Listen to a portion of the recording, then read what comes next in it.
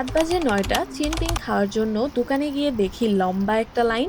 Hello everyone, কেমন আছেন সবাই? বলছিলাম চাইনিজ চিনপিং বা চাইনিজ ডোসার কথা। চিনপিং এর মানে হচ্ছে হ্যান্ডমেড রুটি। এই ডোসার যে ব্যাটারটা থাকে সেটা কয়েক রকমের ডাল মিক্স করে বানানো হয় যাতে অনেকটা ক্রিস্পি হয়। এরপর ডোসা বানানোর তাওয়ায় পরিমাণ মতো বেটার দিয়ে কাঠের হাতল দিয়ে বড় একটা রুটি বানানো হয়। এরপর এর উপর দেওয়া হয় ডিম। ডিমটাও সম্পূর্ণ রুটিতে ছড়িয়ে দেওয়া হয়। এরপর কাস্টমারের চাহিদা অনুযায়ী মরিচ আর একটা সস দেয় এরা। এরপর দেয় পেঁয়াজ পাতা কুচি, ধনিয়া পাতা কুচি এসব। এই পর্যায়ে কেউ চাইলে সসেজ, চিকেন এসবও অ্যাড করে নেয়। আমরা অরিজিনাল ফ্লেভারেরটাই নিব, কোনো রকম সসেজ চিকেন ছাড়া।